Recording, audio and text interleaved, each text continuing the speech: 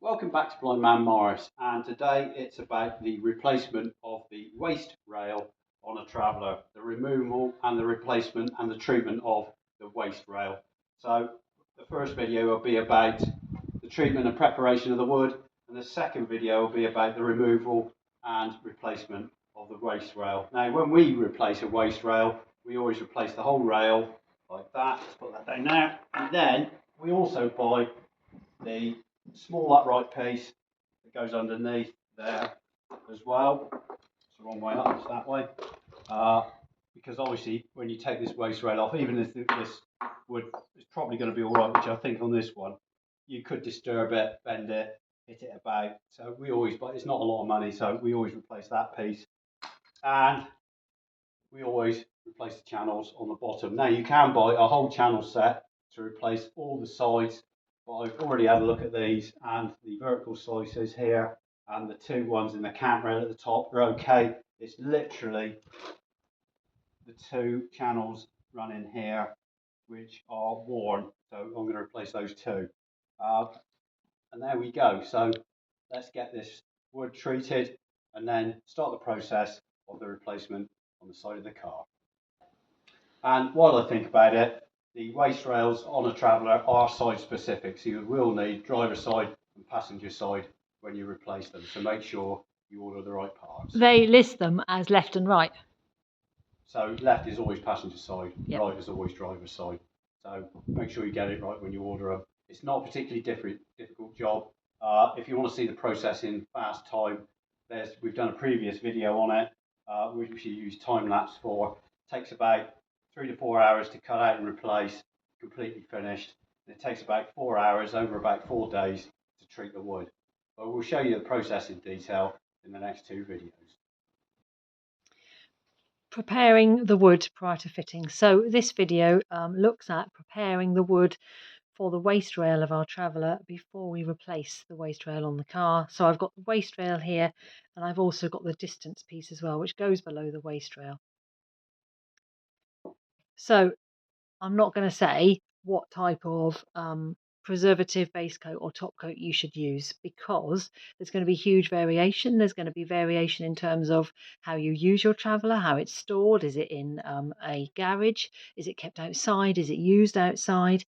Is it a dark colour? Is it a light colour? All kinds of different things go into the decisions about what you might want to use.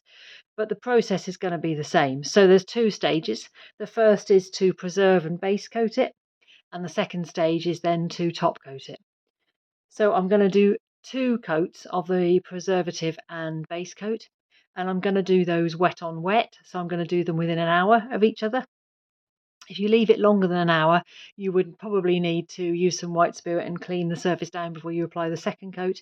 So wet on wet is best. And then I'll let that dry, and then I will do 3 coats of the top coat 24 hours apart. So that's going to take a further 3 days to do. And then I'll leave it to dry until it's fitted on the car. So the waist rail has drain holes on it, and it's important that those have the preservative and base coat put into them. So I've blocked those off. You could use other things to block them off with. So what I'll do is once I've painted this side of it and I've painted the other side of it, I will leave it, turn the other side with the drain holes filled full of the preservative and base coat, and then I will do that repeatedly over the course of me putting the top coat on. And at the end of that process, I'll take out the blocks, and then it will drain, and then it'll be completely treated. So I've got gloves on. I've got a mask as well. And I'm also in a shaded workshop. So you don't want to do this in the sun. You want it to dry nice and slowly over the course of the time that you're doing it, so you get a nice finish. So the base coat and the preservative, the purpose of that is to protect the wood from beetles and worms and mould and fungi, and also to protect it from UV as well, to protect it from light. So that's the purpose of it. So I'm just going to coat it all over. I'm going to do it liberally with my brush, and then I will leave it, and then within an hour I'm going to come back and I'm going to repaint it again.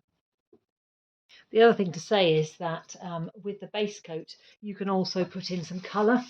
So if you're replacing just the waist rail, you're going to want to match it against the colour of the rest of the car, bearing in mind that when it's wet, it will look darker than when it's dry.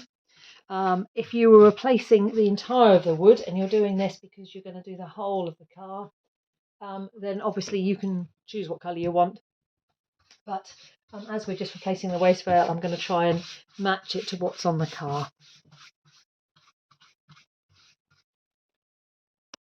Okay, and so now I'm just going to do the distance piece as well. Okay, so a few minutes have passed and I'm back to do the second coat. So I should have said that you need the preservative and the base coat to be solvent based. And if you're making a mixture up of preservative and base coat in order to cover both the UV elements and also to prevent worms and beetles and mold and fungi spores, then you normally mix it to a 50-50 mixture. Obviously you can do it slightly different to that if you want to change the colour of the wood using the base coat. So second coat goes on, and the second coat on the distance piece as well. Okay, and then I'm just going to now place it onto the sheet and put preservative down the holes so it can stay there overnight before we go on to the next bit. Okay, so I'm now going to go and clean my brush off, leave all that to dry, sitting on its polythene sheet, and we'll be ready for the next stage. Okay, so 24 hours has passed. Obviously your product might say something different to 24 hours, but mine is 24 hours. So my gloves are on and I've got my mask back on. And so I'm going to do the first layer of the top coat. So the top coat is slightly less forgiving than the preservative and base coat, so you need to be a little bit more careful putting it on. So I'm going to do 3 layers a day apart. So I'm going to do 1 coat today, 1 coat tomorrow, and the 3rd coat the day after. In between the 2nd and 3rd coat, I'm going to give it a light sand and then put on the final coat. Obviously, I'm also going to do the distance piece as well. And in between those, while it's drying, I will fill the drain holes with the preservative and base coat so that it can soak in there while it's drying as well. Okay, so I've now painted the waist rail and I've gone over it with a brush just to take any excess off, make sure there aren't any runs or anything like that on it. And I'm now going to do the distance piece as well. Okay, so another 24 hours has passed. I'm back in the workshop with my gloves on. So I'm going to have a look over this wood and make sure it hasn't got any runs on it.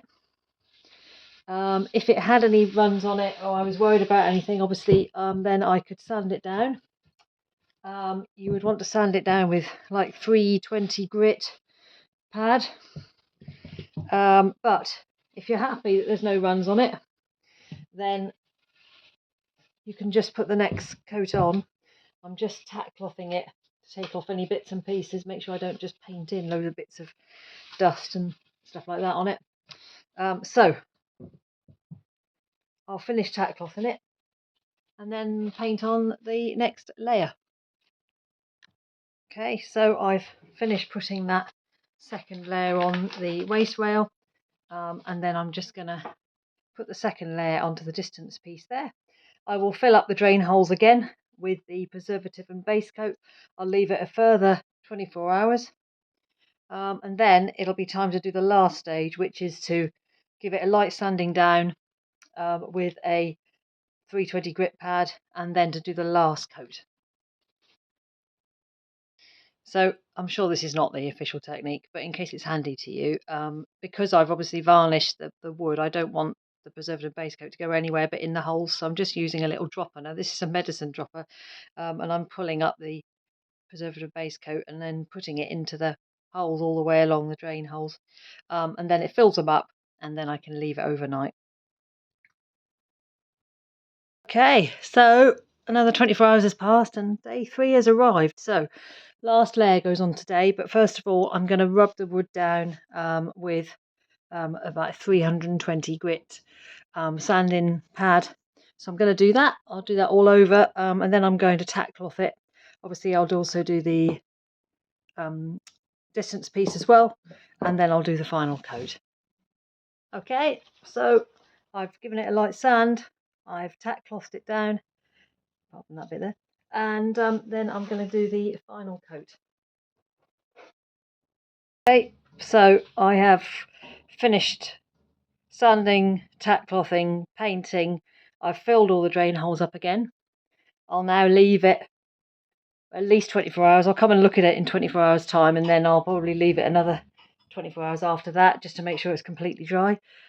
So at this point, as I put the light on, only time will tell what it's going to look like. Obviously, this side here is the side that you're going to see for the next at least 10 years, hopefully. Yeah, there you go. Ready to go on the car once it's dried, which will be at least 3 days, but I'll check it tomorrow and see what it looks like.